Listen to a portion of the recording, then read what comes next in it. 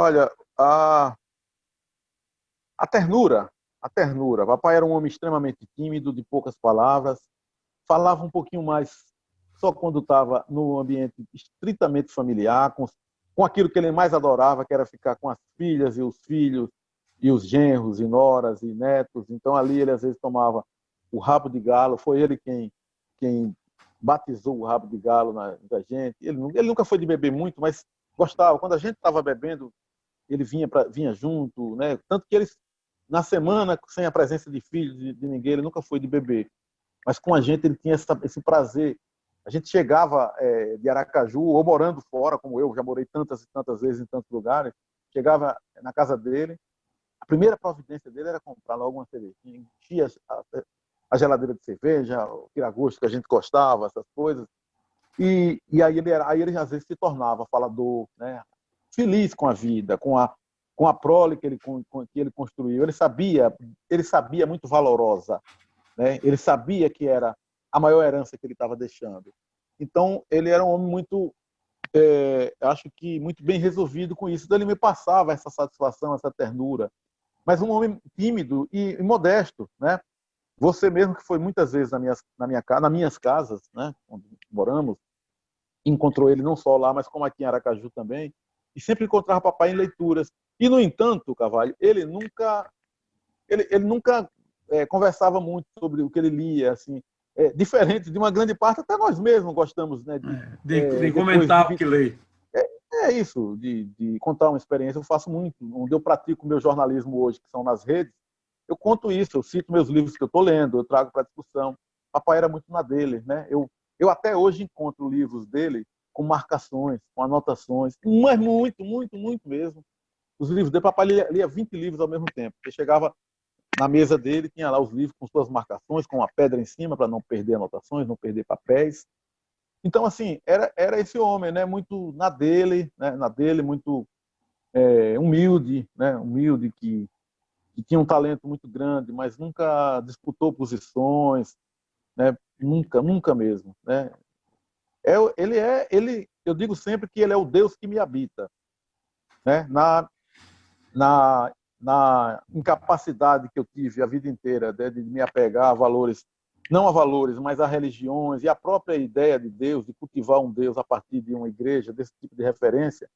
Eu sou aquilo que dizem, que chamam de ateu. Eu não creio em muita coisa, mas o meu Deus é meu pai. Então, foi esse homem que me passou tudo isso, sabe, Carvalho? Uma das primeiras feministas desse estado de Sergipe, como eu disse, nos anos 50 ainda, sem nunca levantar uma bandeira e sem nunca ter sabido o que era feminismo. Eu nem sei se perguntar à mamãe hoje se ela vai definir direito, né? Embora continue uma mulher lúcida, inteligente, uma mulher bem informada, mas assim, não domina os conceitos sob a forma que a gente domina hoje, tá? Mas a mamãe era uma desbravadora. Mamãe era filha do meu avô, que foi o primeiro prefeito, mas minha avó era extremamente conservadora. Minha avó Minervina, hoje ela seria presa pelo Ministério Público, ela cometia bullying, ela cometia tudo, tudo, tudo, batia em neto, batia e por aí, as filhas, patrulhava as roupas das filhas, não podia, o namoro era uma coisa grotesca, mesmo para os anos 50, né? Os anos 50 já tinha carnaval, já tinha. O meu avô gostava de carnaval, gostava de música, promovia isso, inclusive, na própria casa, e minha avó proibia as filhas de participarem disso. Não era por ruindade, né? Era formação muito rígida, né? A gente compreendeu, era uma mulher muito rigorosa. Ela, inclusive, nunca teve uma relação de muito afeto, pelo menos comigo.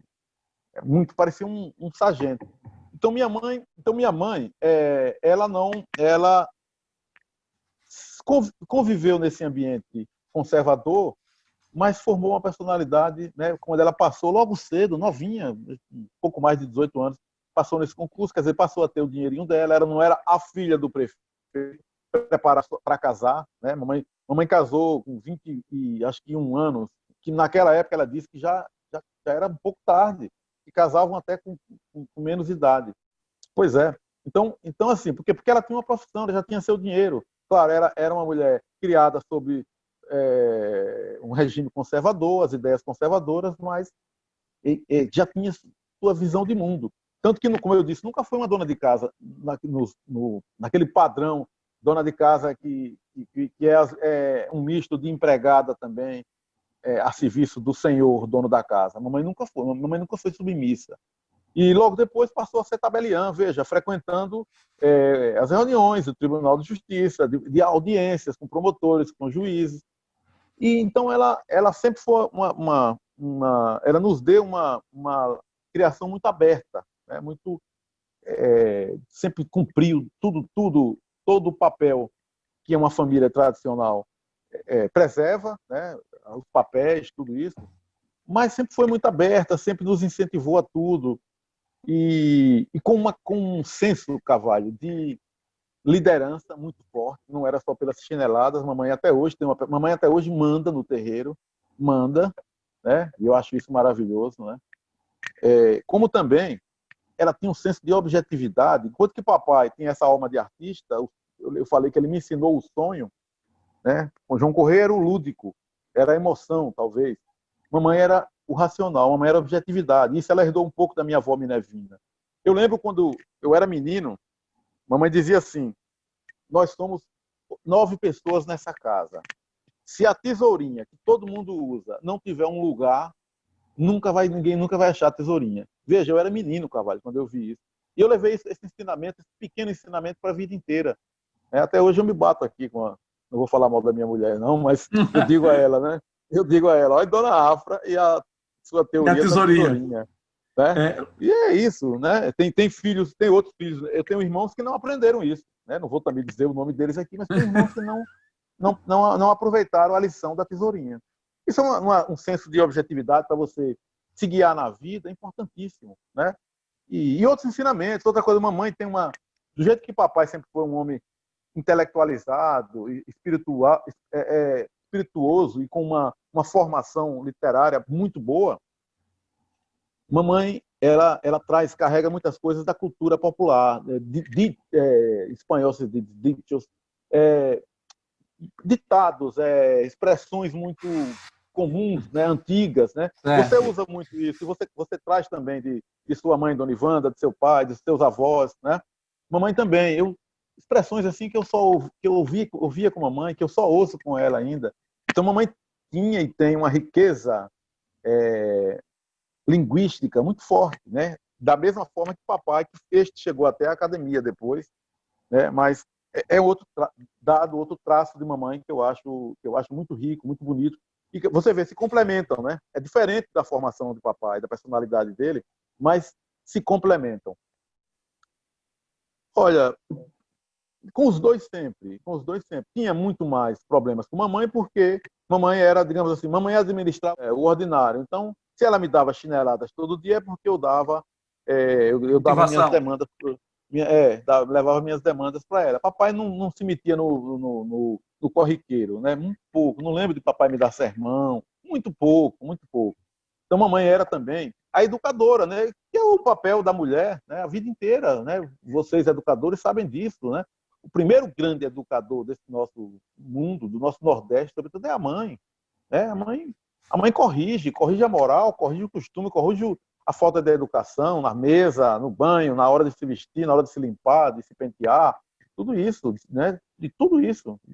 Então, assim, quem está encarregado de tantas tarefas, é evidente que é o tipo menos popular, né? Mamãe era o sargento do ordinário, do dia a dia. Papai era o mentor espiritual. Então eu tinha com ele essa relação assim muito de adoração, e eu sempre soube que ele tinha um apego forte por mim, porque eu era o único filho homem no meio de 4 meninas. Só com 10 anos de idade é que chega meu irmão Serginho. Então ele tinha um. E o fato de eu gostar muito também de livro, né, tanto que me torno jornalista quase com 15 anos de idade, né? Eu acho que ele se via em mim. Mas, Carvalho, tinha com os dois uma relação excelente.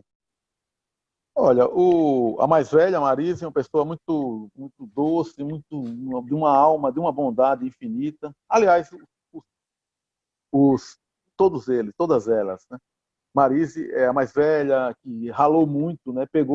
Eu rompi um pouco, né? Eu peguei um período muito difícil do ponto de vista financeiro lá em casa, mas Marise foi a primeira. Marise, para estudar ginásio, ela nem veio para Itabaiana, ela foi para Carira. Aí ela, menina ainda, menina, ela nos deixou e foi morou acho que 2 anos em Carira, porque tinha ginásio em Carira, uma escola lá, um educandário.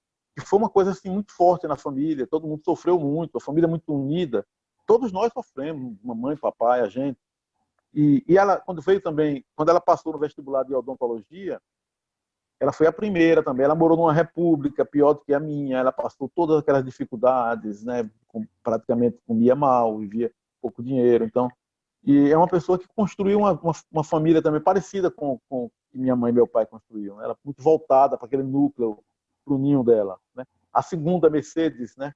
Que tem uma personalidade mais de rompantes, né? Mais forte, mais magnética. Também entrou aqui na universidade, largou Itabaiana, entrou na universidade, aí logo casou e teve uma trajetória diferente das outras, porque esse meu cunhado, do Roubo das Goiabas, passou num concurso da Ematerba, na Bahia, e foi trabalhar em Cocorobó. Então, minha irmã morou 2 anos ali no açude de Cocorobó. Meu cunhado era técnico agrícola e trabalhava ali no perímetro irrigado, né, de Canudos, de Cocorobó. E aí, eu, inclusive, passei lá um período com ele, maravilhoso. Então, minha irmã teve outra visão de mundo, né? Enfim. Depois tem eu, depois tem Diana, né? A mais nova do que eu, que foi do Banese, né? Perdeu, entrou há muitos anos num daqueles PDVs, coitada, se arrependeu, né? Sofreu um pouco na vida, e a outra pessoa é espírita, é uma líder espiritual da gente, é uma pessoa de uma bondade, e a pessoa que carregou João Correia desde quando ele começou já a precisar de assistência, de levar em médico, tudo isso. Diana, se esse negócio de santo for para valer, ela tem um lugar certo lá no céu. Se for, embora eu já disse que sou ateu, né, não posso nem reivindicar nada. E cuida de minha mãe com o mesmo esmero, com a mesma paciência, A mais nova, Denise, né, que você conhece bem, casada com Agnaldo, que é do Banese e tal, muito parecida comigo, né, muito intempestiva, muito temperamento forte, mas também uma boa alma, né, uma pessoa muito correta, muito correta. Passou 30 anos até se aposentar do Banese, revoltada com as coisas injustas do banco, um banco que podia ser tão identificado com o imaginário sergipano, uma empresa tão forte, né, mas sempre dirigida por outros critérios, por outros parâmetros. Então, ela sofreu muito por isso. Ela vestia a camisa como nenhum diretor vestiu jamais. Então, essa pessoa... E, por fim, Serginho, né, meu irmão, 10 anos mais novo do que eu, que já pegou outra onda, né, pegou uma onda bem melhor, mas que nem por isso deixou de ter também a sua capacidade de desbravar a sua vida, de construir seu caminho. É um menino muito querido lá em Itabaiana, né, formou também uma família adorável, é o mais novo da família, portanto, sempre ficou muito próximo de mamãe, é o xodó da minha mãe, e eu fico muito feliz que minha mãe tenha um xodó para ficar perto dela, já que eu sempre estive longe, né, sempre, inclusive até fora do Brasil, algumas vezes, e é essa a minha família.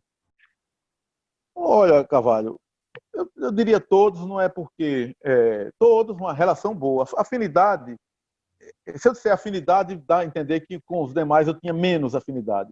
Mais frequência de alimentar a relação com Denise, né, porque sempre estava perto de mim, chegamos a morar, inclusive, eu e ela no mesmo apartamento, quando eu voltei da Bahia para cá.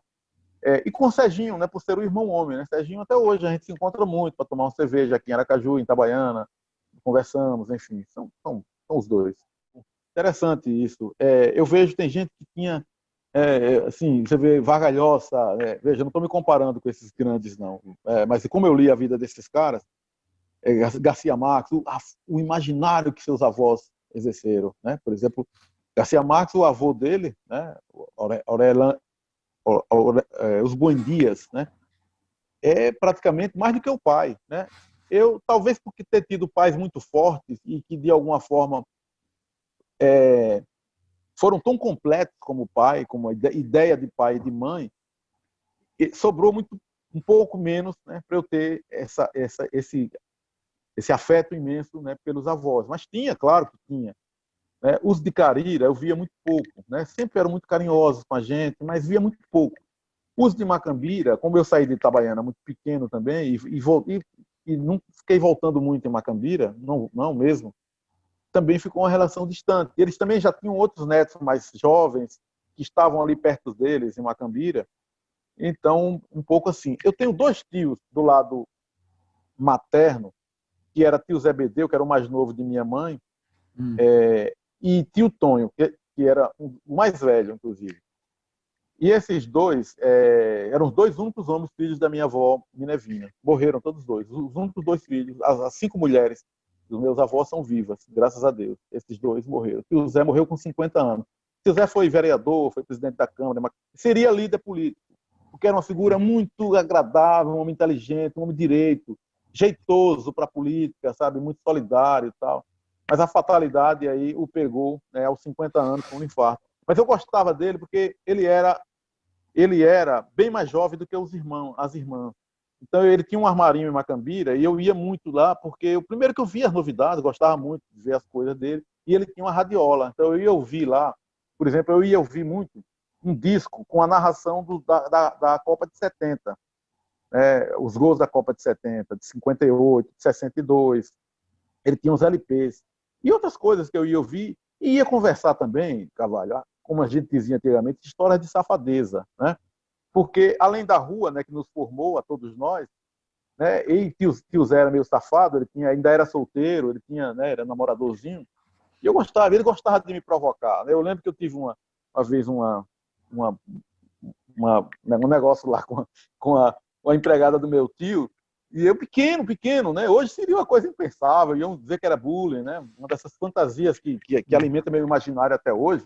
Eu, menino, e essa moça já devia ter era uma senhora, mas devia ter uns 18 anos, enfim. E eu lembro de tio Zé, né, interessadíssimo no armarinho dele, em que eu contasse detalhes, como foi que eu fiquei, como é que eu fiquei com ela, negócio de roupa em cima, embaixo, a posição, essas coisas. Né? Lembro disso. Então eu gostava dele, que ele tinha uma malandragem, né, que eu admirava e que eu acho que eu peguei um pouco para mim. E tio Tonho, que não era tão assim, vou usar a palavra da época, raparigueiro, né, mas que era um caminhoneiro, um dos primeiros caminhoneiros que teve em Macambira. Ele tinha um caminhão que fazia o trajeto diário para Aracaju, né, trazendo aquelas coisas que antigamente o transporte se dava por caminhão. E tio Tonho era um personagem muito popular, assim, muito gostava de cachaça, né, de palavrão, tal. E ele tinha uma admiração por mim, eu sentia um afeto muito grande, né, quase como se eu fosse um filho. Então, com esses dois tios, né, por estar um pouco próximo, eu tinha essa relação.